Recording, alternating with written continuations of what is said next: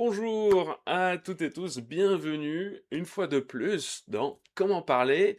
Une fois par mois, on se retrouve avec une invitée ou un invité pour découvrir des manières de dialoguer sur des sujets un petit peu tendus. Par le passé, on a pu avoir des sujets comme le conflit israélo-palestinien, comment parler à des personnes complotistes, ou encore comment imaginer un journalisme de dialogue, d'ouverture, et qui nous aide à nous dépolariser. Et aujourd'hui, on reçoit Antonin Broy qui est chercheur en philosophie à l'Université de Genève, mais aussi président de Altruisme Efficace France, qui va nous parler des outils de la philosophie appliqués aux questions du dialogue. Alors, il est midi, prenez un petit snack, un petit truc à manger, préparez-vous à une discussion, je suis sûr, très intéressante sur ces questions du dialogue. Antonin, salut! Salut, merci beaucoup pour l'invitation. Ça fait plaisir de te voir. Bonne année, hein, c'est bon, le 14, on a encore le droit Bonne de le année, bonne dire, et puis santé. à partir de demain, je pense qu'on le dit plus, mais voilà, bonne année à toi, bonne année aussi à toutes les personnes qui vont nous rejoindre ce midi. Comme toujours, n'hésitez pas à poser vos questions, des commentaires pendant le live. Moi, je ferai le relais auprès d'Antonin si vous avez des questions. Comme je disais, Antonin, tu es chercheur en philosophie, tu es spécialisé de la philosophie morale ou de l'éthique en philosophie, et tu es aussi président de Altruisme Efficace France, qui est une organisation mondiale, pour le coup, qui s'intéresse aux questions d'éthique et notamment liées à l'altruisme, c'est-à-dire qu'est-ce qu'on peut redonner à la société, aux gens, pour tout simplement aider l'humanité à être au meilleur de sa forme, on va dire ça comme ça, au mieux dans sa satisfaction de vie. Et C'est ça. Alors c'est ouais, je davantage t'en prie. un mouvement ou un écosystème qu'une organisation, mondiale, hein. Hmm. C'est une organisation parmi beaucoup d'autres qui se, revendiquent des idées d'altruisme efficace. T'as raison, t'as raison. Les complotistes, sinon, vont certainement dire que ils contrôlent le monde. Non, oui, t'as raison. C'est un réseau de personnes et dont tu fais partie. Et je vais pas me cacher aussi, dont moi je suis assez proche philosophiquement, du moins. Et d'ailleurs, j'en profite pour parce que je l'ai reçu récemment, de montrer que j'ai fait le pledge. Voilà. Ah! Donc, Très belle surprise. ouais, exactement. Donc, j'en fais une petite pub en live parce que je pense que ça fait partie aussi de ce qu'il y a d'intéressant dans les outils de la philosophie. C'est la philosophie, bah, c'est aussi une réalité qu'on vit au quotidien. C'est une façon de vivre, de mener à bien sa vie aussi, au-delà d'une façon de penser. Et l'altruisme efficace propose cette idée on redonne tant qu'on peut à nos autres humains pour les aider, et notamment avec le système qu'on appelle de pledge, donc c'est-à-dire de proposer de donner au moins 10% de ses revenus à des organismes caritatifs les plus efficaces, les plus impactants pour aider à limiter les souffrances humaines notamment, mais pas que. Et donc moi j'ai orienté mon pledge plutôt sur le changement climatique, sur la lutte contre le changement climatique, et je suis très heureux, voilà, de dire que c'est un geste, je pense qu'on devrait démultiplier. Voilà, 10%, c'est quelque chose pour les personnes qui ont des revenus assez confortables, qui n'est pas absurde. Et c'est, je pense, un beau geste à faire pour nous toutes et tous. Donc voilà, petite pub pour The Pledge là en en début de stream. Mais revenons à nos moutons. On veut parler de débat, de dialogue constructif. Tu as d'ailleurs même écrit, toi, un site web sur le sujet. Euh, Comment tu fais le lien entre philosophie et les questions du dialogue et du débat constructif? Alors, déjà pour commencer, peut-être quelques clarifications sur ce qu'on entend un peu par philosophie, parce qu'il y a différents types de philosophie. Moi, ce que je fais, c'est de la philosophie dite analytique, dite aussi argumentative, justement parce que c'est un type de philosophie qui est avant tout, basé sur une sorte de discussion, une discussion de thèse philosophique, discussion, qu'on mène via, des arguments, des objections. Donc concrètement, si on ouvre une revue, académique de philosophie analytique, qu'est-ce qu'on va trouver? On va trouver des articles qui nous disent: «Ah bah, dans cet article, je vais, critiquer, la position, défendue par, tel autre philosophe en, en utilisant un nouvel argument auquel j'ai réfléchi et je pense que, mon argument est convaincant». Donc moi, c'est vraiment dans cette, dans ce type de philosophie que je travaille. Bah, comme je viens de dire, en fait, en un sens, le faire de la philosophie analytique, c'est débattre. Et donc, c'est pas forcément que la philosophie prend pour objet le débat, comme la psychologie ou les sciences de la communication peuvent le faire. C'est plutôt que moi, en tant que philosophe, je suis en tant que philosophe, que chercheur en philosophie analytique, je suis une sorte de praticien du débat. Et je trouve personnellement que les normes de débat qu'on a en philosophie analytique sont plutôt bonnes. Alors, elles ne sont pas parfaites, et j'ai aussi plein de critiques à faire, mais quand je compare avec le reste de la société, ce qui se passe sur les plateaux télé ou sur les réseaux sociaux, je trouve que globalement, il y a des bonnes idées et on s'y prend de manière assez constructive. Ouais, et c'est intéressant cette distinction que tu fais avec la philosophie donc analytique ou argumentative. Juste pour que tout le monde s'y retrouve, qu'est-ce, quelle autre forme de philosophie existe? Du coup, Ouais, si elle n'est ouais. pas analytique, elle est quoi la philosophie? Alors, on fait souvent une distinction entre la philosophie analytique et la philosophie dite continentale. Ouais, en général, la plupart des grands auteurs français contemporains, eux, ils relèveraient plutôt comme Derrida, Deleuze ou Foucault, ils relèveraient plutôt de la philosophie continentale. Hmm. Après, typiquement, si on pense au type de philosophie qu'on faisait en terminale, pour les personnes ici qui ont eu des cours de philosophie, souvent c'était plutôt de l'histoire de la philosophie, presque de l'histoire des idées. En gros, on considère en France qu'il y a une sorte de corpus, une sorte de canon philosophique avec les grands auteurs qui ont exprimé des systèmes philosophiques. Et ce qu'on fait, c'est explorer leurs idées. Et puis ensuite, dans l'exercice très cadré, très français de la dissertation, on les met un peu, on fait des sortes de comparaisons, mais en général, c'est assez léger. On considère que chaque, euh, chaque philosophe, chaque grand philosophe a un système qui se tient, qui est cohérent et qui fait sens, qui est un peu son propre paradigme. Et que du coup, forcément, ça ne fait pas forcément sens de dire ah bah Kant, c'est un meilleur philosophe que Aristote ou c'est quelqu'un qui a des meilleures Hmm. idées, c'est Kant qui a raison. On dirait, on dirait pas les choses comme ça. Euh, alors qu'en philosophie analytique, en général, plutôt que de partir de grands auteurs, de grands systèmes philosophiques, on part vraiment de thèses philosophiques assez simples. Par exemple, qu'est-ce que c'est que la connaissance? Et donne une définition de la connaissance. Ou alors, en éthique, qui est mon domaine de spécialité, est-ce que l'avortement est moralement problématique? Ou est-ce que l'euthanasie est moralement problématique? Qu'est-ce qu'une guerre juste? À quelles conditions une guerre peut être juste? Et donc, on peut avoir différentes positions, dire une guerre juste, c'est ça ou ça. D'autres gens peuvent être en désaccord et ensuite on en discute. Hmm. Ouais, donc des sujets faciles quelque part. C'est c'est juste ça. Ouais, donc c'est intéressant parce que je pense que comme tu l'as très bien souligné, dans l'éducation française, on a une certaine vision de la philosophie du fait voilà, de ce qu'on suit en cours de philo. Et c'est vrai que moi, assez tard, en fait, en allant dans le système anglo-saxon, j'ai découvert la philosophie analytique et j'ai eu une appétence, pour le coup, pour ce mode de discussion philosophique, précisément parce que, à mon sens, en tout cas, il m'apparaissait un peu plus rigoureux et puis surtout plus orienté sur la qualité argumentative. Et c'est au final, en tout cas pour moi aussi, j'avoue que j'ai une appétence pour ça, qui me semble plus pertinent. Plus encore que les personnes, c'est ok, qu'est-ce qu'on dit, quels sont les arguments, qu'est-ce qu'on met en avant. Et j'avoue Exactement, ouais. que j'ai aussi une sensibilité là-dessus. Du coup, là, on peut commencer à imaginer en quoi la philosophie peut nous aider. Alors, tu parlais de normes de débat, un peu de façon de débattre qu'on a en philosophie analytique.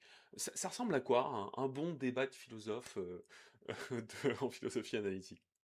Bah, je pense que peut-être le plus important, c'est d'abord une certaine attitude, une attitude d'ouverture d'esprit et même de curiosité vis-à-vis de la question qui est en débat. Dès le début, en général, la plupart des philosophes considèrent qu'il n'y a pas de réponse qui est évidente.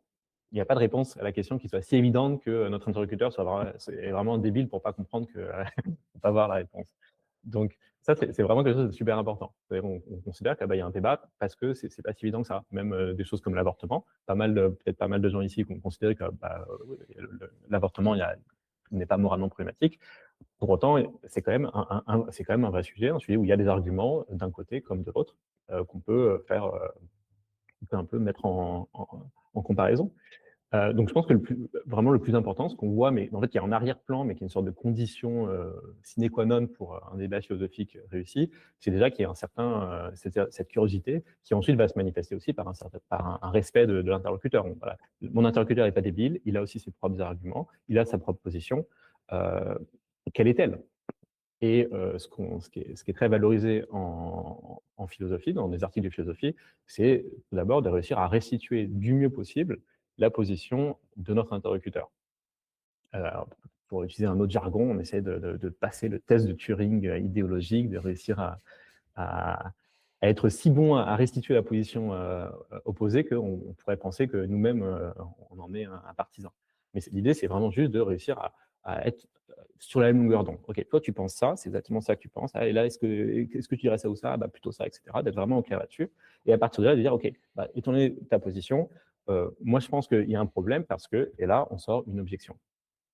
Mais du coup, en s'assurant que l'objection, elle est bien, ciblée, elle prend pour cible la véritable position de notre interlocuteur. On ne fait pas de d'homme de paille. Mmh. Et ensuite, après, il y a tout un ensemble d'outils qu'on peut utiliser, donc on fait appel à donc à plein d'arguments qui sont assez variés.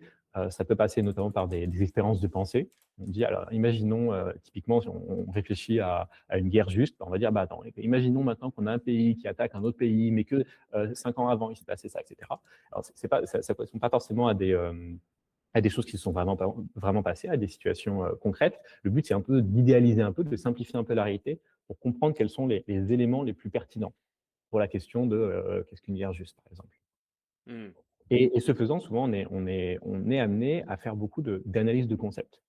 Typiquement, une question comme qu'est-ce que la connaissance? Bon, bah, point de départ, c'est un peu dire, bah, qu'est-ce que la connaissance? La connaissance, c'est quoi? C'est quelque chose qu'on a dans la tête. Alors c'est de l'ordre de la croyance ou de la pensée. Connaissance, bah, une connaissance, ça doit être vrai, non? Vrai, c'est quoi? Bah, c'est une sorte d'adéquation, de correspondance avec la réalité, peut-être? Voilà.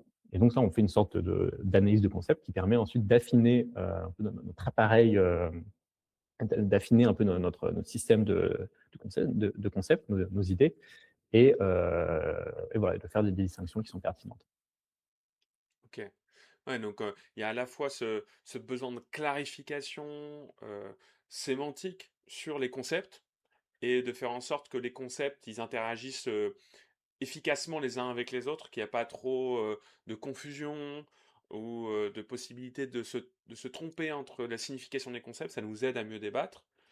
Si je comprends bien, bah, pourquoi tu utilises ce mot, qu'est-ce que ce mot veut dire et qu'on évite au maximum la polysémie pour, qu'on se retrouve pas à être confus dans des moments d'échange. Déjà ça peut nous aider, si je comprends bien, ça peut être une Exactement, première indication.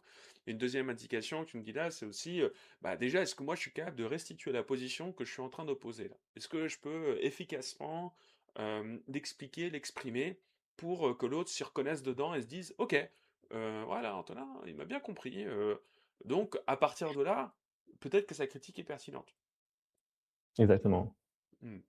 Ça me fait Ouais. penser ouais, vas-y, pardon. Par exemple, typiquement, quand on ouvre un article de philosophie, académique, bah, souvent les 2 premières pages, c'est littéralement une sorte de série. Après l'introduction, quand on essaie de la rendre un peu catchy avec une accroche, tout ça.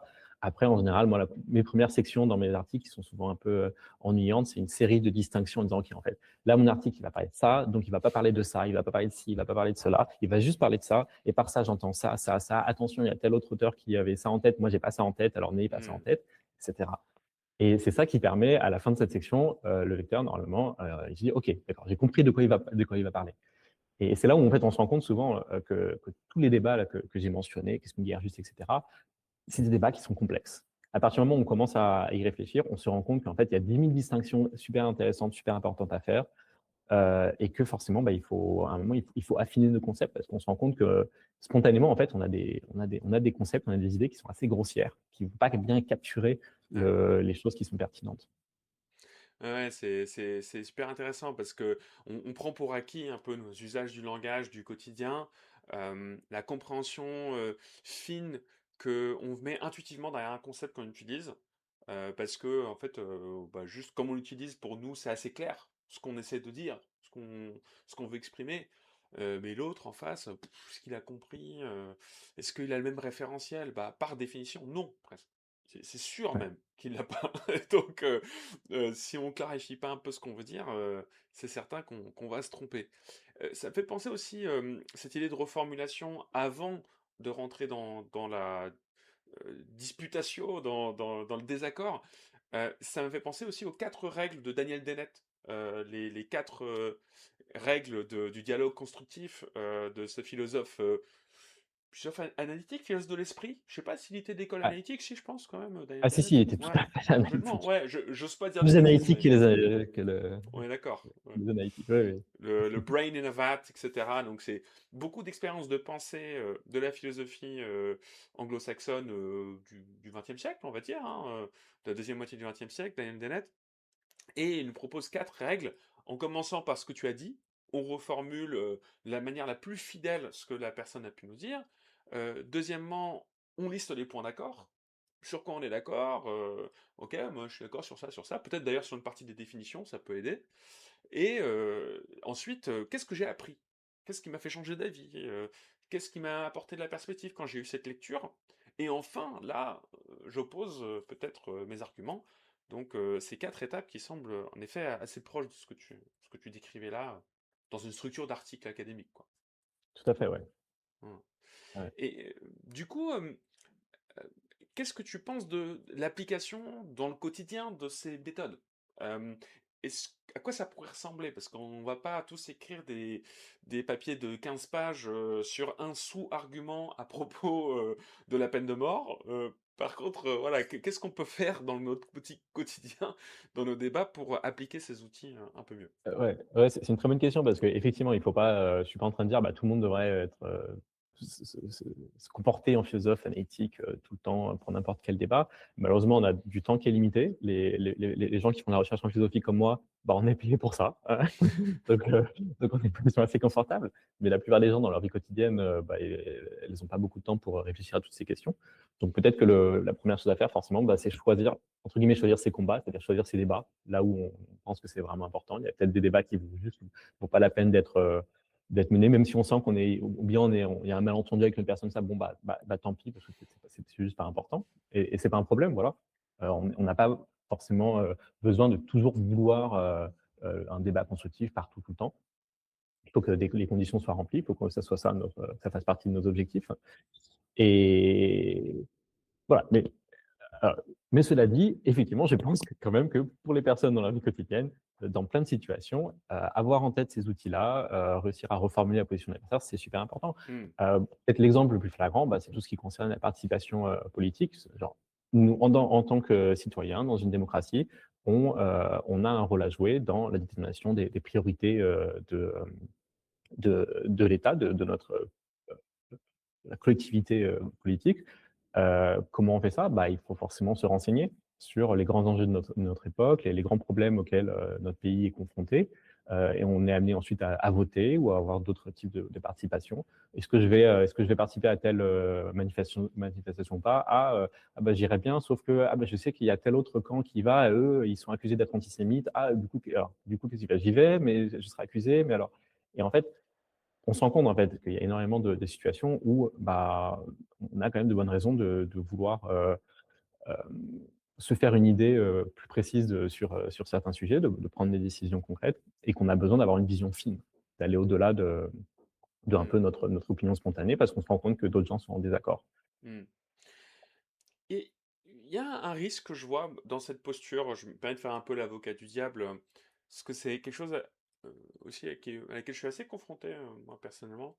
C'est que quand tu as une posture analytique et que tu essayes vachement de donner crédit aux arguments, de peser le pour et le contre de façon assez fine, tu peux aussi te retrouver dans une forme d'immobilisme, d'une incapacité d'action, d'un stoïcisme presque éclairé aussi, Ouais, hein, où on pourrait tout simplement se dire que finalement, j'oserais pas dire que, enfin, je suis pas relativiste, j'oserais pas dire que tout se vaut, mais finalement, pas mal de choses produisent des effets positifs, des effets négatifs relativement équivalents, et surtout dans un système démocratique. Est-ce que on peut affirmer que telle alternance politique est bien meilleure, significativement meilleure qu'une autre? sur une grande majorité de l'échiquier politique, je trouve pas ça évident, moi, à déterminer. Je trouve pas ça facile à dire. Et Ouais. ça peut te mettre aussi dans une forme d'immobilisme. Alors, est-ce que c'est bien ou c'est mal, ça, je sais pas. Mais en tout cas, ça peut nous amener à ça. Ouais, ouais, c'est effectivement un super bon point. Je pense qu'effectivement, quand on sort un peu de de la vision spontanée très, où on se dit: «Ah bah, les choses sont évidentes», et qu'on découvre la complexité des enjeux philosophiques, éthiques, politiques et même la complexité aussi du monde contemporain. Genre, si je fais ça, qu'est-ce qui va se passer? Quelles sont les conséquences de mes actions? Bah, je sais pas trop. Il y a plein d'effets, très bizarres, il y a plein de choses peuvent se passer, de manière complètement différente de ce que j'aurais imaginé. À partir du moment où on prend conscience de cette complexité, je pense qu'effectivement, en un sens, bah, on perd en si par exemple on était très investi dans tel sujet, on se dit: «Ah bah oui, non mais là c'est sûr, c'est scandaleux» et cetera. En un sens, émotionnellement, peut-être qu'on va perdre un peu en vigueur dans cette émotion. On va dire: «Ah bah, Hmm. ouais, en fait, non, peut-être que finalement c'est pas tant que, c'est pas si évident que ça. J'ai peut-être pas autant de raisons qu'avant d'être aussi indigné que je l'étais». Mais pour moi, très clairement, en fin de compte, de toute façon, il faut agir. Il va falloir voter. Donc en fin de compte, il faut, quand même se faire une opinion et je pense que, à la fin alors il n'y a jamais de fin, mais au moment où on s'arrête dans ce processus de réflexion, de dire: «Attends, alors, OK, tel parti politique propose telle idée. Ah, de quelle, idéologie à quelle idéologie il se réfère?» et cetera et cetera. Au moment où on s'arrête dans ce processus, je pense que, assez souvent, on a quand même, des idées, qui sont assez fermes, qui sont plus nuancées, qui sont beaucoup plus nuancées que ce qu'on avait au début, mais qui peuvent être quand même assez fermes. Et moi, par exemple, dans ma propre, situation personnelle, à l'heure actuelle, donc quand bien même j'ai pu explorer plein de débats philosophiques avec les opinions, des uns, des autres et cetera, je pense typiquement que l'avortement, ce n'est pas moralement problématique. Heu, je pense aussi, par exemple, que, l'élevage industriel, et toutes les souffrances qu'il cause aux animaux, c'est un énorme problème qui est, énormément, sous-estimé et négligé dans la société contemporaine. Et ça, je suis arrivé à cette conclusion, heu, Hmm. alors même que, voilà, j'ai pu avant ça, prendre conscience de: «Ah bah, en fait, il y a des arguments pour, des arguments contre». Mais à la fin, j'ai quand même, je me suis quand même rendu compte, j'ai l'impression que, les arguments, disant que c'est un énorme problème sont bien plus puissants que les autres. Ouais. Oui, oui, donc l'analyse ne nous met pas forcément dans une posture un peu de ah, on pèse le pour et le contre, au final il y a suffisamment d'arguments des deux côtés. Non, on peut aller trancher de façon même très véhémente, hein, de façon très très très C'est ça. partielle, parce qu'on se dit bah en fait la liste elle est clairement plus longue d'un côté que de l'autre et là Exactement. on y va. Et on arrive souvent à des positions qui seraient considérées comme extrêmement radicales dans la société contemporaine. Alors même Ouais, qu'on n'a pas forcément envie, on n'est pas là pour faire, pour être juste avoir la posture radicale. Non, on a juste suivi les idées, on a un peu essayé de démêler la pelote de tous les problèmes, de tous les fils argumentatifs d'un problème, qui se posait et on se rend compte, ah bah, en fait, la conclusion qui s'impose, elle est radicale. Ça ouais. arrive. Non, je trouve ça super bien de le dire parce que quand on est dans l'exploration des idées, on a un peu ces hauts et ces bas j'ai une conviction, ah non, je l'ai plus, j'ai une conviction, ah non, je l'ai plus. Et donc, ça peut dérouter. Mais au final, je suis assez d'accord avec toi, c'est qu'à force d'analyse, on peut atterrir sur des convictions qui sont en effet assez nouvelles et pour autant donc différentes, bouleversantes parfois, et pour autant peuvent être tenues avec voilà une certaine qualité d'argument. Et donc on pourrait se dire du coup que ces convictions peuvent tenir un peu plus solidement face aux attaques argumentatives qui peuvent avoir lieu. J'avais une petite question dans les commentaires que je trouve. Alors, c'est une question un peu niche, mais qui peut être intéressante. J'ai très brièvement prononcé le mot relativisme. Euh, Quid de l'objectivisme moral? Qu'est-ce que. Entre relativiste et objectiviste, alors je sais que c'est des grandes questions philosophiques, mais entre. On peut avoir une. Il y a une morale objective ou pas. Où est-ce que tu te situes là dans ce débat-là? Et en quoi ça t'aide peut-être toi aussi à faire sens des arguments sur différents sujets moraux, des sujets éthiques? Ouais. Alors, c'est une question, sur laquelle je pourrais passer littéralement, je pense 2 heures à répondre, donc je vais devoir vraiment, essayer de faire très, très bref. Heu, donc ouais, typiquement les objectivistes, en matière de morale considèrent qu'il y a une sorte de réalité morale qui va s'imposer à nous, qu'on ne construit pas la morale, que ce soit nous-mêmes personnellement ou alors nous-mêmes en tant que communauté, en tant que société, qu'on ne construit pas la morale, mais qu'on découvre la morale et là, en fait, et qu'on la découvre. Et on peut la découvrir. Alors, il y a plein de théories différentes. Il y en a qui pensent que, littéralement, on peut percevoir des faits moraux, des propriétés morales autour de nous. Il y en a d'autres qui pensent que non, non, on découvre la morale un peu de la même manière qu'on découvrirait des vérités mathématiques. Donc il faut réfléchir et puis, des choses comme qu'est-ce que c'est que le meurtre? Et puis, au bout d'un moment, on se rendre compte que, ah bah oui, le meurtre, c'est mal. Le meurtre est mal, des choses comme ça.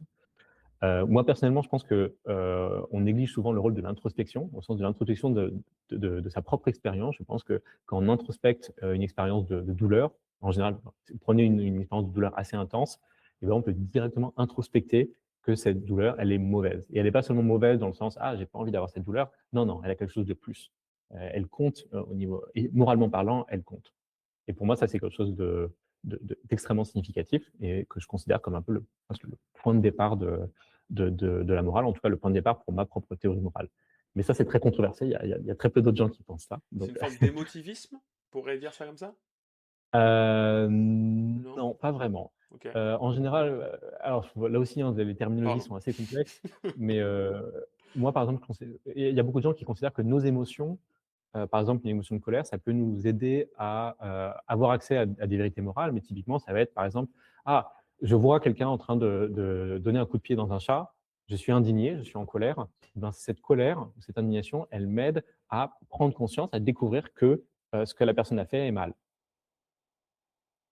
Ok. Donc ça serait un certain rôle pour les émotions. Moi, c'est assez différent, parce que moi, je focalise mon introspection sur, des émotions ou des affects qui ont une positivité ou une négativité et je découvre, en tout cas, je découvrirais selon moi que, Hmm. cette positivité ou cette négativité, elle-même, elle a de la valeur. Donc c'est Ok. un peu différent. Ok. Donc c'est pas l'émotion elle-même qui a une propriété morale, c'est ce que intuitivement tu imposes à l'émotion comme propriété morale. Tu fais un jugement moral sur l'émotion, C'est intuitivement. ça. Ok. Donc dans le premier cas, c'est l'émotion était plutôt un vecteur, un moyen de Ouais. découvrir les propriétés Ok. morales d'autres choses et dans le deuxième cas, dans le mien, c'est l'émotion elle-même je qu'on découvrirait, à Hmm. laquelle on découvrirait une valeur. Ok. Donc, c'est ça que je trouve intéressant, moi, sur les débats sur l'éthique et sur la morale, c'est toute la variété de ce qu'on appelle de postures métaéthiques, de théories de ce que c'est que la moralité, et à quel point on a du mal à se mettre d'accord aussi là-dessus, concrètement. Et je trouve que voilà, là, déjà, on a un fondement qui explique aussi un certain nombre d'autres désaccords, j'imagine, qu'on peut observer sur des questions des jugements moraux qu'on peut avoir sur le monde, sur les actions des personnes, etc. Et donc, au final, quand on s'est amené à débattre de ces questions-là, on peut s'attendre à avoir plein de désaccords, y compris des désaccords fondamentaux sur la posture de base, sur le- la conception même de ce que c'est que la morale à la base. Et puis après, évidemment, dans les arguments eux-mêmes, est notre désaccord de fond, on va dire, sur les arguments. Ouais. Et d'ailleurs, c'est un peu un autre risque, un peu le risque d'un puits sans fond où on commence à réfléchir à la morale, puis ensuite on se rend compte, de comment je peux déterminer si l'avortement c'est bien ou mal, si, je ne sais pas ce que c'est que le bien et le mal, pour commencer. Et alors là, on commence à aborder des sujets de plus en plus complexes, de plus en plus profonds, de plus en plus obscurs, avec, un peu moins en général d'implications pratiques. Et et pourtant, on a un peu l'impression encore que c'est nécessaire. Alors, je pense que dans la plupart des discussions qu'on a, je suis pas en train de dire à tout le monde: «Allez faire allez faire de la métaéthique, allez étudier la nature de la morale». Je pense qu'il y a plein de on n'a pas forcément besoin d'être complètement d'accord sur ce que c'est que la morale pour avoir des discussions intéressantes et productives, sur des sujets de morale. Mm. Typiquement, par exemple, quelque chose dont on a tous envie d'être à peu près cohérent dans ce qu'on pense et dans ce qu'on fait. Rien que ça, c'est déjà une condition qui est pas si évidente que ça à Mm. remplir parce que, spontanément, on est assez souvent incohérent. On dit quelque chose à un certain moment, puis ensuite à un autre moment, on dit autre chose, ou puis on dit: «Ah mais en fait, comment est-ce que je rends ça cohérent? Est-ce que je me contredis?» Et rien que ça déjà, je pense que c'est déjà suffisant pour, faire des progrès, dans notre réflexion morale. Mm. Ouais, et donc, rien que le fait d'y penser, ça nous aide à clarifier, ça nous aide à être plus cohérents et du coup à reconstruire, on va dire, une sorte d'un cheminement moral qui fait sens pour nous. Voilà.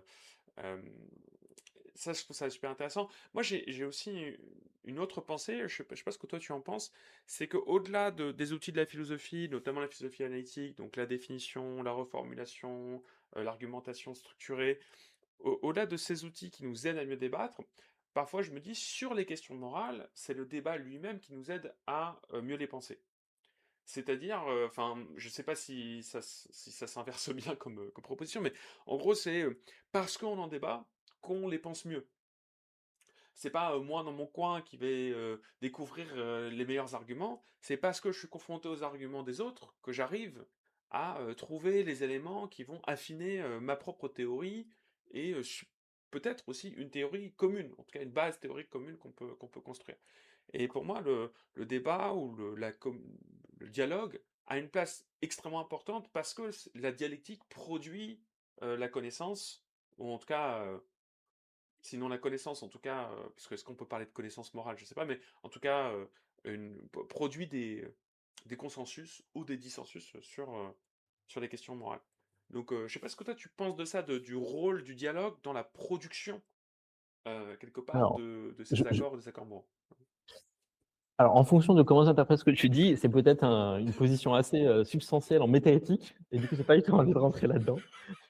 Mais à la place, je vais plutôt, reprendre un autre fil de ce que tu disais, genre, je pense que en l'occurrence, en ce qui concerne les débats moraux ou politiques, effectivement, en discuter avec d'autres gens dans la société, dans la communauté auquel on appartient, dans la société auquel on appartient, c'est un autre intérêt qui est que, bah, à la fin, on va devoir prendre des décisions collectives. Et c'est là où il y a une grande part aussi de compromis, de négociation, de dire ok, bah moi je serais pour, je sais pas, dépenser tout notre budget sur ça. Ah, bah toi non, bah ok, trouvons un compromis, etc. Et dans ce cadre-là, avoir ce genre de débat un peu collectif, public, ça fait partie en fait d'un début de processus de décision. À la fin, on va devoir prendre une décision et ça permet de favoriser ça. Ouais. Ouais. Ouais, et l'acceptabilité de la décision. En fait, moi je vois ça parce que d'un point de vue pratique, notamment sur les questions de négociation, de gestion de conflit, ce que j'observe, c'est que le processus de dialogue, il produit des jugements moraux différents en fonction de comment il s'est passé, plus encore qu'en fonction de quel est le résultat.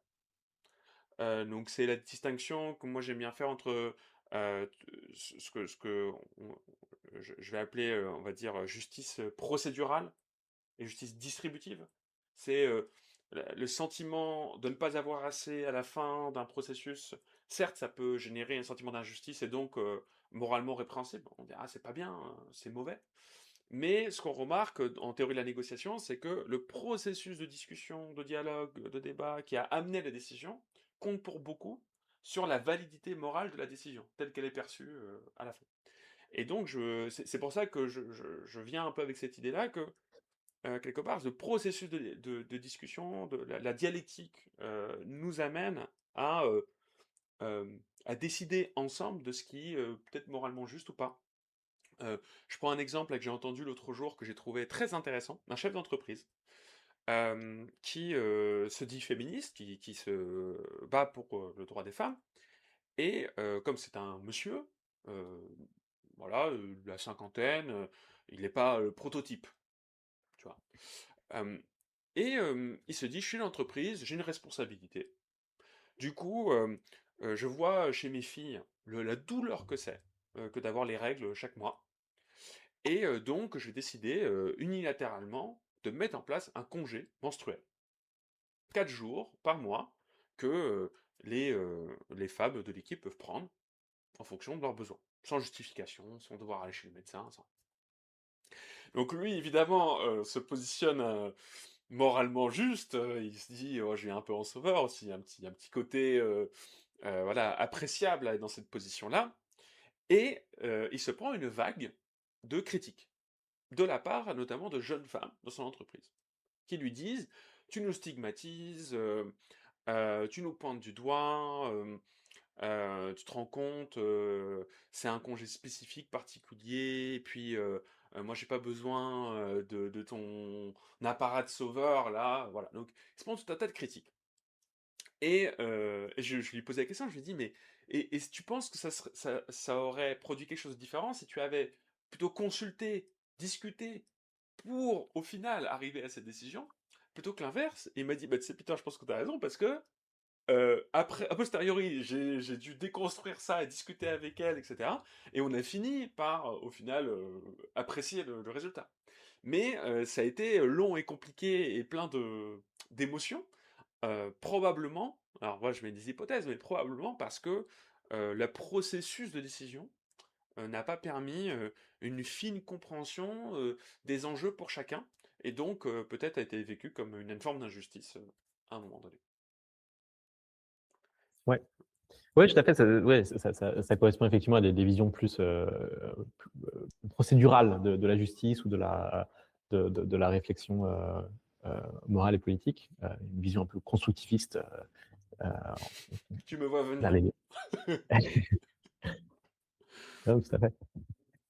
Et ça, ouais, je trouve que c'est intéressant parce que ça s'applique à la question du débat et aussi aux grandes questions philosophiques, aux grandes questions notamment de ce qu'on estime comme bon ou mauvais, quoi, de ce qu'on va estimer comme bien ou mal. Donc, ouais, moi, je trouve ça intéressant de voir que dans le processus de communication, de discussion, de débat, eh ben, on a déjà en soi une. Enfin, il y a une moralité émergente de ce processus. Ah, je trouve ça assez intéressant. Enfin, voilà. Et du coup, tu nous parlais de ces, cette distinction sémantique d'une part, de l'importance de la générosité interprétative. Est-ce qu'on peut utiliser ce terme-là, d'interpréter généreusement les arguments de l'autre, de pas mal les représenter? Est-ce que toi, tu utiliserais ce terme? Hem, je n'aurais pas utilisé forcément ce terme. Je pense que c'est ce qu'il faut effectivement faire. Je pense pas que ça décrit forcément très bien ce qu'on fait en philosophie analytique, parce que nous, on n'essaie pas forcément d'être généreux, mais plus genre d'être particulièrement genre littéral. Et on considère que quelqu'un, il écrit un article, il a passé des Hmm, mois à écrire l'article. Chaque mot est pesé, devrait être pesé. Donc on le prend comme il est. Là, tu as dit ça, bah, tu te trompes ou tu te trompes forcément. On n'essaie pas forcément d'être particulièrement charitable. Par contre, très clairement, bah, dès qu'on passe à une discussion orale plutôt qu'écrite, bon, bah là, même entre philosophes, moi, genre spontanément, j'arrive pas à avoir un discours 100% bulletproof. Et donc là, forcément, il faut faire preuve de charité interprétative, de générosité. Et je pense que dans la vie quotidienne, encore plus. hmm, Parce que c'est difficile de débattre, hein, tout le monde. ouais. Oui, oui, t'as raison. Surtout que souvent, comme on associe à certains mots un poids moral fort, ça peut nous faire réagir énormément. On va se focaliser dessus. Et on a le «tu peux pas dire ça!» tu vois, qui sort un peu spontanément, parfois à l'oral, sinon dans notre tête. Et dans ce moment-là, je trouve qu'on peut déjà se rendre compte on fait presque un faux pas du dialogue, dans le dialogue. C'est-à-dire que, ben, si on peut pas dire ça, probablement que c'est pas ce qu'il veut dire. Ou en tout cas, que c'est plus complexe que ça. Donc poser une question relais plutôt que de le contredire. Et cherche à Tout à fait. comprendre, voilà, plutôt que de contredire. Ouais, typiquement, à chaque fois qu'on a envie de dire, ça peut être soit une indignation, «Ah, tu peux pas dire ça», ou alors plus souvent, je trouve, c'est plutôt une attaque, genre, «Ah, mais c'est complètement débile, mais ça n'a aucun sens, mais c'est absurde». Hmm, Et ensuite, effectivement, quand on dit ça, on pense à une interprétation qui est très probablement pas l'interprétation qu'en faisait notre hmm. interlocuteur. En général, je dirais en pratique, à chaque fois qu'on est tenté de dire ça, vraiment se retenir et poser plutôt une question. Est-ce qu'on est bien, est-ce que tu as vraiment dit ça tel que moi je l'entends Hmm. aussi, ou alors est-ce que tu veux dire autre chose? Euh, Ouais. Et surtout quand, moi, c'est un peu un principe que je garde toujours en tête, mais c'est plus un principe de psychologie, je dirais. C'est que notre réaction, elle appartient plus à notre, à notre vécu et ce qu'on met sur ce mot, plus que ce que la personne, elle, met sur ce mot.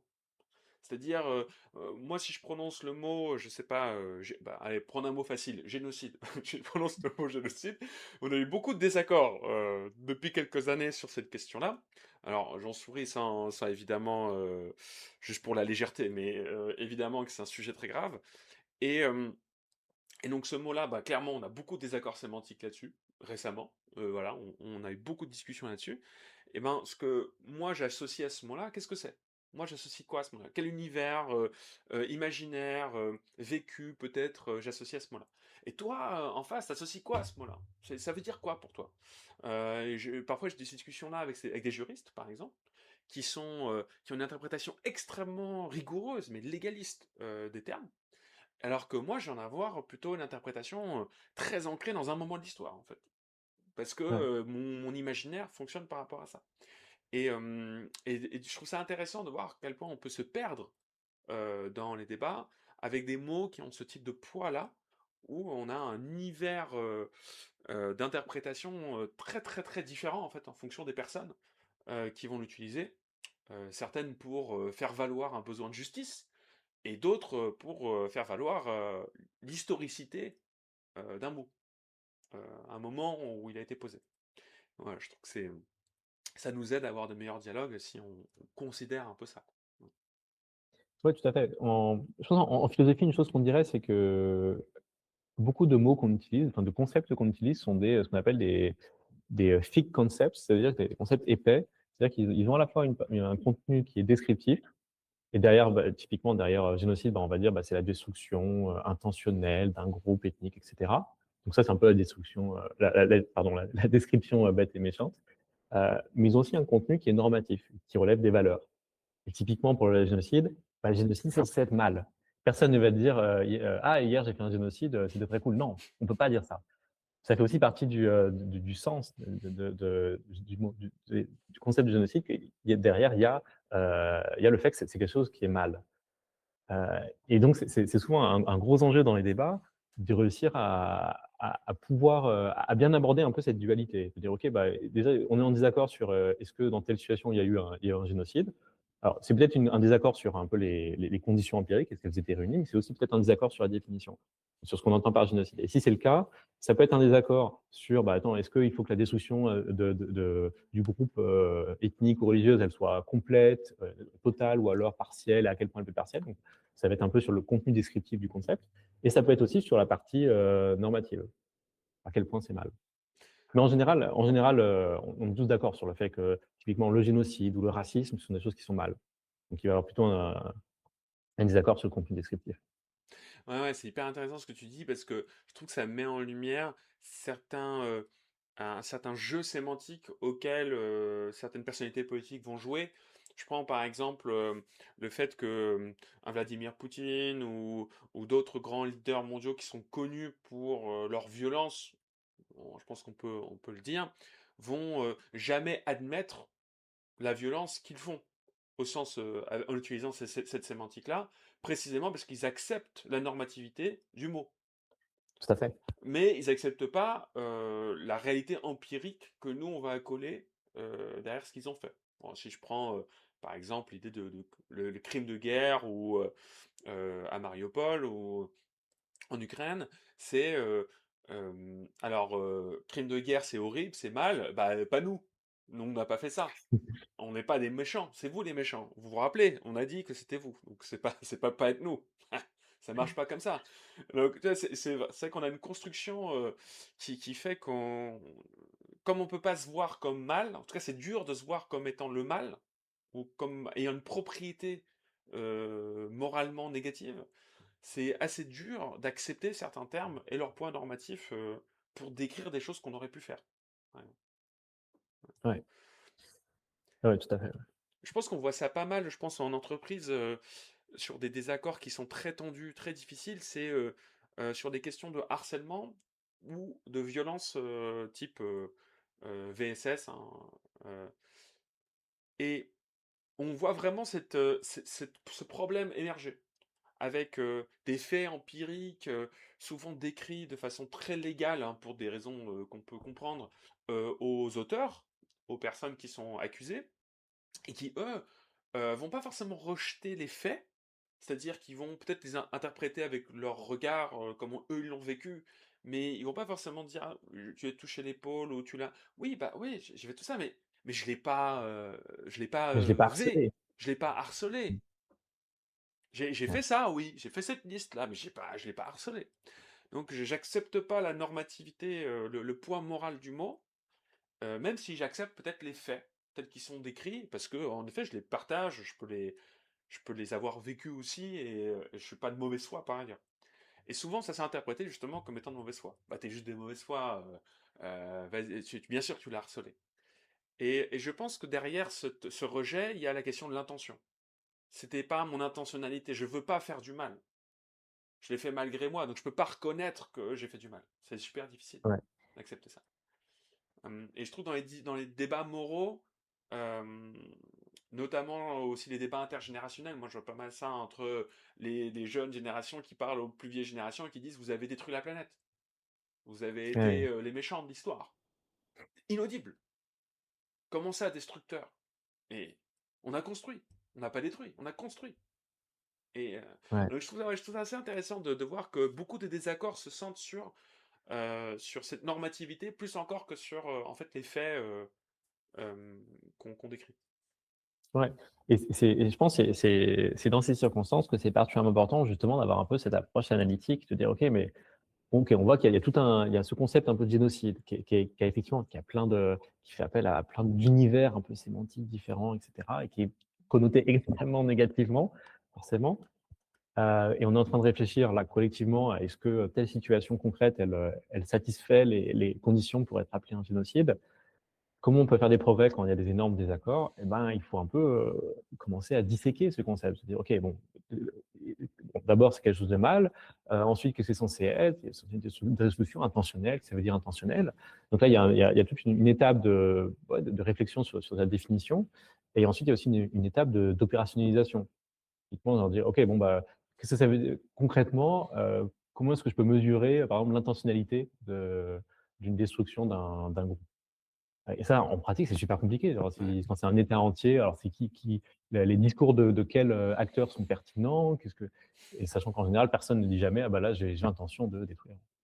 Et mais ouais, je pense qu'en disséquant un peu le problème, en prenant un peu, peut-être, en s'y prenant un peu petit à petit. Bon, alors d'abord la définition, ensuite peut-être l'opérationnalisation, ensuite les questions éthiques, forcément, parce que genre, quelqu'un pourra dire: «Ah ouais, non, mais moi je suis d'accord avec votre description, avec le contenu empirique descriptif du génocide. Seulement, je pense que dans certaines circonstances, et ben ça, c'est pas problématique, c'est pas moralement problématique».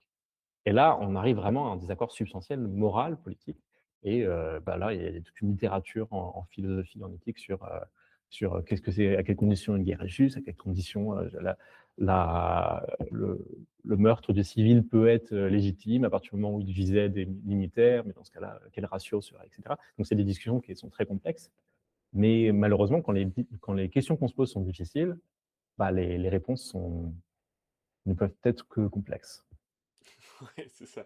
Face aux questions difficiles, les réponses ne peuvent peut-être que complexes. On aimerait bien des réponses simples et je pense que c'est peut-être aussi ce qui éloigne pas mal de personnes de la philosophie analytique parfois et aussi d'une réflexion profonde sur les questions morales.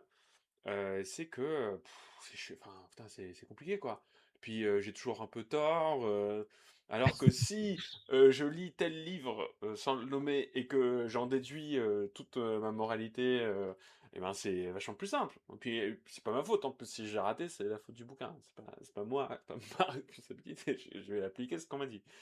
Là, je fais référence à un bouquin, je pense que tout le monde a compris. Mais en vrai, je trouve que ça se traduit très bien dans le contexte actuel du monde du travail, avec la référence au droit et la référence à la conformité. Et pour moi, c'est un petit combat que je mène quand je parle un peu de philosophie morale en entreprise, et de débat, des débats éthiques en entreprise, c'est attention à résumer ces débats-là à des questions juridiques. Parce que quand on résume tous ces débats à des questions juridiques, en fait, on ne fait que se référer à un livre, on se réfère à un document juridique qui lui-même ne nous dit pas grand-chose de l'enjeu normatif tel qu'il va être vécu par tous les humains qui sont concernés par ces décisions. Et donc, moi, c'est pour ça que moi, je suis tendance à faire une recommandation d'avoir des moments de discussion, d'échange, de débat, etc. Parce que ça me semble très important pour la décision. Mais à minima, j'essaie toujours de mettre en garde contre cette tentation qu'on a de la réponse simple, comme tu dis, d'aller juste voir dans le bouquin, bah, voir, la loi dit ça. Ok, bah ça c'est moral alors. Si c'est la loi qui dit, c'est éthique. Ouais, ça c'est je pense que c'est un super bon point parce qu'effectivement, même quand on fait des cours d'éthique à des gens qui ont pas forcément fait de philosophie, ou qui sont pas habitués à ce genre de réflexion, et effectivement, il peut y avoir chez certains, étudiants un réflexe un peu genre légaliste, mais genre, bah, là, tu es en train de parler de génocide, tout ça, bah, il y a le droit international. Et même dans les discussions, des gens qui disaient que oui, il y a eu un génocide, en Palestine, beaucoup de gens, en quelque sorte, se défaussaient de toute vision un peu morale ou disons, éthique, Ouais. en disant juste: «Non, mais en fait, c'est le droit international, je ne fais qu'appliquer le droit international». Et bah, ça, je pense que sur des défis aussi compliqués et enfin aussi graves que ce que peut être un génocide, c'est vraiment important d'être conscient que le droit international, ce n'est pas tout. Ça ne capture pas forcément tout ce qui peut être moralement problématique. Heu, c'est un code que, sur le coup, nous, humains, on a créé à un certain moment dans l'histoire. Heu, Faire preuve de transparence, par exemple, là, par rapport à sa propre position, ça serait aussi, je pense, d'admettre, bah, non, en fait, je pense, enfin, un génocide, c'est grave et c'est ultra moralement problématique, quel que soit ce qu'en dit le droit international, par exemple. Mmh. Ouais, c'est ça, peu importe la qualification et c'est ça, après ce qui nous a moi, ce qui m'a un peu embêté dans tout ce débat-là, pour, voilà, pas prendre forcément une position, parce que je m'inquiète toujours de prendre des positions trop fortes sur certains sujets, parce que je sais que ça ferme des portes, à la discussion mais en même temps, il faut bien prendre position, quoi. Mais, c'est le débat interne que j'ai. Mais, en tout cas, sur ce sujet-là, je trouve que c'est comme tu dis, ça capture pas bien l'enjeu de la discussion qui est que, comment est-ce que un peuple entier, se reconnaît dans la réalité de ce qui a lieu et de ce qui se passe et de la souffrance que ça génère. Hem et si utiliser certains mots les empêche de se rendre compte de ça et si utiliser d'autres mots les aide à se rendre compte, peut-être je préfère en tant que «peace builder» entre guillemets, en tant que personne qui s'intéresse à la gestion des conflits, je vais peut-être préférer d'autres mots. Mais je sais que ça va aussi déranger d'autres gens qui vont préférer d'autres mots et donc Ouais. du coup je navigue cette ambiguïté-là parce que mon enjeu c'est la prise de conscience, l'adéquation avec la réalité, la compréhension de ce qu'une action a produit chez l'autre, de ce que ça veut dire pour soi et sa propre identité aussi. Est-ce que je peux toujours me dire de telle nationalité ou de tel bord politique, s'il y a eu telle action, s'il y a eu telle conséquence? Enfin, ça pose des questions super difficiles pour les individus. Et donc, moi, je suis toujours assez flexible dans mon choix des mots pour me mettre dans le référentiel des personnes avec lesquelles je discute, précisément pour aller dans le fond de la réflexion plus que de s'accrocher aux mots. C'est-à-dire, Ouais. qu'est-ce qui est bien, qu'est-ce qui est mal, pourquoi, comment, plus encore que mettre un mot très clair dessus. Ce qui a du mérite, hein, je conteste pas. Mais voilà, ça, je suis toujours assez attentif aux termes qui ont une normativité forte. Ouais, je suis d'accord. Des fois, il faut savoir, dans certaines discussions, dire: «OK, bon, tu as ta définition de ce terme-là et c'est une définition qui te tient à cœur. Et ben, soit, procédons à la discussion en prenant pour acquis cette définition. De toute façon, on va quand même pouvoir, découvrir des choses progresser ensemble, découvrir des choses intéressantes, en utilisant cette définition». Ouais. Voire découvrir des limites de la définition et telle qu'elle est donnée. Exactement. Et c'est ça qui est aussi intéressant, c'est de dire, ok, bah du coup, comment on distingue ça, comment on distingue ce truc-là de ce truc-là, euh, et est-ce que cette distinction, elle fait sens par rapport à l'autre distinction que tu as donnée tout à l'heure? Donc ça, c'est ce qu'on fait pas mal en entretien épistémique.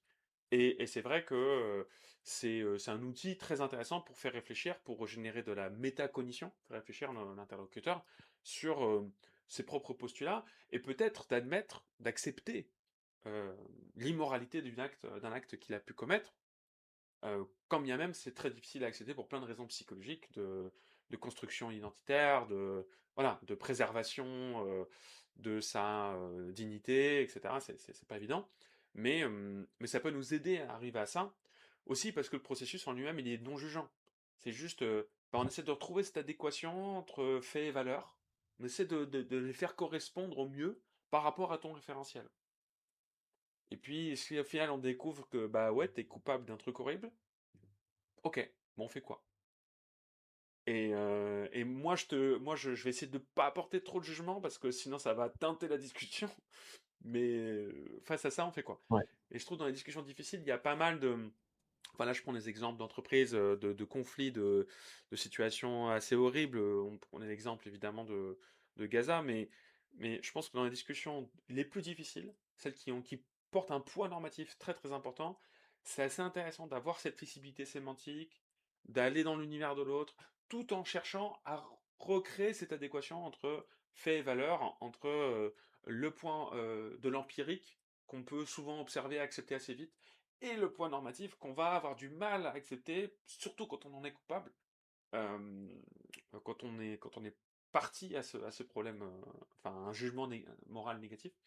Hem, voilà, donc c'est vrai que ça peut nous aider aussi à naviguer mieux les discussions morales difficiles, grâce à des outils, de la philosophie. Tout à fait. Et sans violence, c'était dans le titre, donc sans violence. Mais mais je pense qu'on voit bien aussi avec tout ce que tu dis, c'est qu'au final, nous, voilà, en tant que praticiens, du débat, hem, qu'on espère constructif, les outils qu'on utilise, ils sont pas, la manière dont on procède, c'est pas fondamentalement différent de ce que d'autres gens font dans d'autres circonstances ou que ont découvert, je sais pas, les gens qui travaillent sur la négociation ou sur la gestion des conflits, en fait. Il y a un peu une continuité parce qu'au final, bah, nous aussi, on est des humains, on est en train de discuter avec d'autres humains, avec nos limites et puis, Ouais. ouais. C'est toujours, je trouve, un bon référentiel. En tout cas, moi, je sais que c'est quelque chose que je valorise pas mal dans mes recherches. C'est quand plusieurs sous, euh, comment dire, sous-thématiques de recherche ou quand plusieurs euh, cheminements de recherche ont trouvé à peu près les mêmes choses. Et c'est vrai Ouais, que ce soit en philosophie, en égo, en gestion de conflits, en psychologie, en anthropologie, en sociologie, ben, on trouve quand même pas mal de correspondances sur ces thématiques-là. On est assez d'accord sur les grandes règles qui semblent bien fonctionner. Au-delà des résultats, on va dire, empiriques, scientifiques, sur l'efficacité de certaines de ces méthodes, ça c'est assez rassurant, je trouve, sur leur portée. Voilà. ouais, tout à fait, ouais. Alors peut-être pour finir, on a là pas mal d'outils qui ont émergé de notre boîte à outils philosophique, la reformulation, la définition, le fait d'aller chercher à co-construire aussi cette définition, le poids moral des mots, donc la distinction entre normativité et empiricité, empirisme, voilà, c'est qu'est-ce qui constitue, quelles sont les actions qui constituent le quelque chose, et puis le mot en lui-même, le terme qu'on utilise, quel est le poids normatif qu'il a, hein, est-ce que c'est bien ou c'est mal, et ça peut être une distinction qui nous est très utile pour naviguer ce qui peut apparaître comme de la mauvaise foi dans un débat, mais en fait est juste une espèce de protection psychologique qu'on peut avoir face au poids normatif d'un mot. Donc déjà, c'est pas mal. Ça nous aide à sortir des invectives, d'une sorte de violence verbale, du jugement aussi qu'on peut porter, et d'accepter la complexité des thématiques morales, notamment, qu'on navigue au quotidien. Tu parlais de l'avortement, on parlait de génocide, je parlais de violences sexistes et sexuelles, de sujets aussi de justice sociale, etc. Nous, tout un tas de thématiques qui sont souvent très difficiles à discuter. Est-ce que tu aurais quelque chose à ajouter, un mot de la fin, peut-être sur l'altruisme efficace sans vouloir t'orienter, mais sinon, sinon sur autre chose. Non, bah, ouais, bah, pour revenir brièvement sur l'altruisme efficace, effectivement, moi, un peu ce qui a, initié mon intérêt pour tout ce qui est débat constructif, c'est à la fois de constater que, ce qui se passait en philosophie, c'était très différent de ce qui se passait, dans la vie réelle avec les gens ordinaires et les débats sur les réseaux sociaux et cetera. Mais c'était aussi de voir que, dans le mouvement dans lequel j'étais investi, celui d'altruisme efficace, qui, s'est pas mal inspiré par certaines pratiques dans certains milieux rationalistes, états-uniens, bah, les débats, fonctionnaient mieux et qu'il y avait, bah, tout ce dont on a parlé, bah, c'était des choses qui étaient en fait complètement intériorisées et genre les débats se passaient plutôt bien et et heureusement parce que, dans l'altruisme efficace, ce qu'on cherche à faire, c'est essayer de découvrir les moyens d'avoir l'impact le plus grand, en utilisant toutes les ressources à notre disposition, pour ensuite essayer de les mettre en pratique et forcément, bah, c'est une question qui est, assez ambitieuse et qui va générer beaucoup de désaccords, heu, avec des questions qui sont super complexes et donc on a besoin forcément d'outils pour bien gérer les désaccords et je pense que c'est aussi des outils qui seraient, extrêmement bienvenus dans plein d'autres mouvements sociaux. Tout à fait d'accord avec toi, je peux que plus soyer évidemment dans ton sens. Et merci Antonin de nous avoir livré cette perspective de philosophe, chercheur en philosophie. D'ailleurs, tu as bien raison de le souligner, hein, je suis pas rentré dans le débat Einthoven ici et autres philosophes de spectacle que nous avons en France, mais ça fait plaisir d'avoir un philosophe analytique qui parle de philosophie ici. Et on se retrouvera le mois prochain avec notre invité. Je ne l'ai pas encore déterminé, mais notre invité le mois prochain sur un midi pour un live de comment parler. N'hésitez pas à me suivre sur Substack, Débatologie Substack, pour retrouver toutes les semaines des articles assez longs sur les questions de dialogue et d'amélioration de nos désaccords. Je pense qu'il y a pas mal d'événements là qui vont venir en début d'année. Le 7 février, on fait une soirée entière pour les municipales à la Maison de la Conversation de débat constructif avec les partenaires anti-clash. Le 11 mars, un autre événement à la Maison de la Conversation, Dessine-moi une République avec l'association Nuance. On va faire un grand débat constructif sur une potentielle nouvelle République, à quoi ça pourrait ressembler, comment est-ce qu'on pourrait la construire ensemble. Voilà, plein d'événements à venir pour 2026, j'espère plein de débats constructifs, et on se retrouve très bientôt. À plus.